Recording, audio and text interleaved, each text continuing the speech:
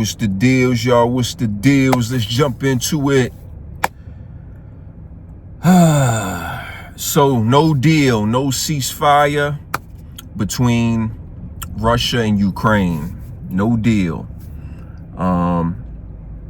If people didn't know, President Trump and Vladimir Putin, Russia's leader, I don't know if his title is president. I think it's just leader, right? President Trump and leader Vladimir Putin of Russia met in Alaska to talk about the ceasefire between Russia and Ukraine, and news outlets and sources stated that no deal was reached. Very disappointing, because we know a lot of lives have been lost, and a lot of lives will continue to be lost due to this war between Russia and Ukraine. I believe the war is over, obviously, land and power. But it's very disappointing, right? We have two men who can't come to a neutral agreement on land and power, money, and soldiers will continue to fight and lose their lives. People really don't understand how powerful a person is when they're in control of a country, of a nation. Millions of people an individual is control of. It's pretty amazing, you know, when I think about it. Like back in the day when you had kings, emperors, and warlords, it's really the same concept. It's just that we're in modern times now. So we have presidents, dictators, we still have emperors, we still have kings in part of the country, in different parts of the world. But it's just how one individual and a group of individuals could lead a nation, right? It's amazing to me. It really is, when I really think about it.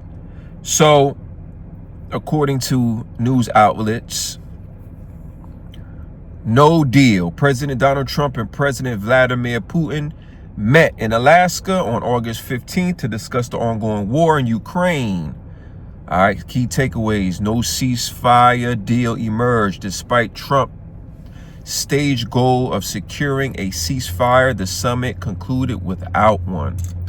So Donald Trump was like, listen, Vladimir, like, yo, let's just come to a ceasefire, and then let's hash out what you want and what my man want over there in Ukraine. I don't know his name, but let's hash it out. But let's just cease fire, because people are dying. You know what I'm saying? And that's what's happening, right? You know, and it just shows you how easy we got it over here. These modern world problems, these first world problems, you know, motherfuckers talking about get my hair done and my nails done. We got women getting blown the fuck up over there in Ukraine, man. And y'all over here talking about this dumb shit. It's their mindset, B. I ain't got time for that nonsense. All right, so focus shifted to peace agreement. So, all right, Trump was like, yo, Putin, listen, man. Trump expressed agreement with Putin's preference to prioritize negotiating a peace agreement over an immediate ceasefire. All right, let's get the peace agreement, dog. We need peace in the world. All right, Putin's potential demands. Trump reportedly told European leaders that Putin is demanding Ukraine cede the entire Donbass region. All right, so basically, Putin wants Ukraine to hand over that part of the land. See, I told you, man, it's land, power, and money. That's really the three things: land, power, and money. He said, yo, that part of the country right there, I want that, yo. I'm putting it in, you know, hood street terms, right? Putin said, yo, that part of the country over there, I want that. Let me get that. All right. Oh, so Ukraine's president is Zelenskyy. That's right. Zelenskyy. So obviously Zelensky's like, nah, you can't have that, dog. Nah, we got that. All right. No new sanctions. The U.S. did not announce any new sanctions against Russia following the meeting, despite the lack of ceasefire agreement. All right. So that's the thing about U.S., man. They have a lot of control, which I like that. You know what I'm saying? They put rules in the books, rules of engagements. Listen, y'all can't fire missiles that fly 300 miles or further. Like there's so many rules of engagements. Of course, some people don't listen to the rules. Yo, we about to fire the missiles that's 500 miles. We don't care. And then that comes with a lot of penalties. You know what I'm saying? They have the meeting at the UN. Different nations will come together and say, yo, Russia broke the rules. It's amazing, dog. There's rules to war, yo. It's really amazing when you really like deep dive into it and be like, really? There's rules to war? Like, yeah, like they would tell you what weapons you can use in combat. You know what I'm saying? Like, yo, you can't use bazookas, but you could use the missile launcher.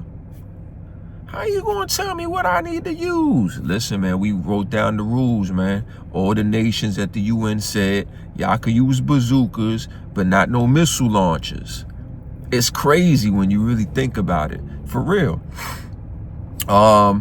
So overall, the meeting failed to achieve a major breakthrough in ending the war in Ukraine, but it signaled a shift in the U.S. approach to peace negotiations, prioritizing a broader peace agreement over an immediate ceasefire. So hopefully these two men will come to an agreement. Putin wants that land. Zelenskyy ain't giving it up. They're going to continue to fight. And I don't know, y'all. I really just don't know. But shout out to Trump because he's really trying his best to end the war.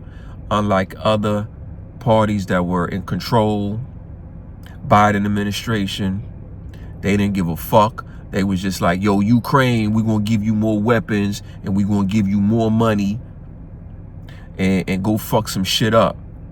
That's not the answer, dog. The answer is peace, not violence.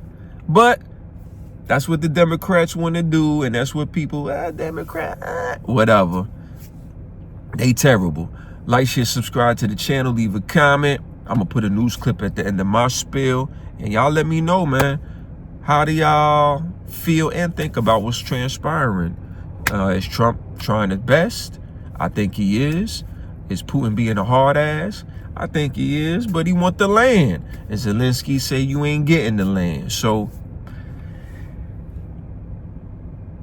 Trump's hands is tied. You dig? Like, share, subscribe to the channel, leave a comment. It's your boy. Peace. The first meeting of Vladimir Putin and Donald Trump in 8 years was nothing short of a spectacle. The opening moments alone, chaotic, viral, and unforgettable. The Alaska 2025 summit began with a cinematic arrival, Air Force One and Putin's IL-96, touching down in Alaska just minutes apart, both flanked by heavy security. Host and U.S. President Donald Trump was first to step out, striding down the red carpet rolled out for, yes, the Russian president, Volodymyr.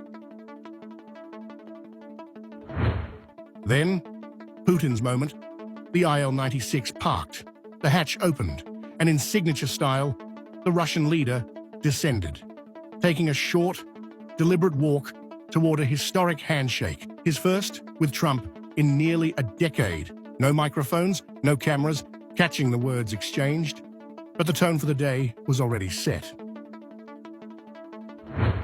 And then, an unexpected twist.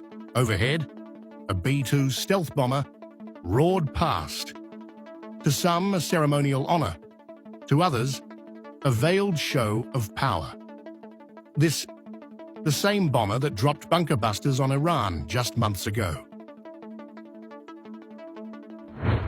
Next, the photograph the world had been waiting for. Putin and Trump, side by side, shaking hands, smiling.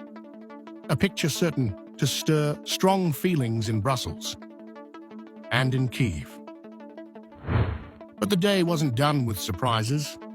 In a break of protocol rarely seen, security-minded Putin joined Trump inside the US presidential limousine, the Beast. Both leaders seated together, heading to their next stop. Putin smiling. A new protocol? Perhaps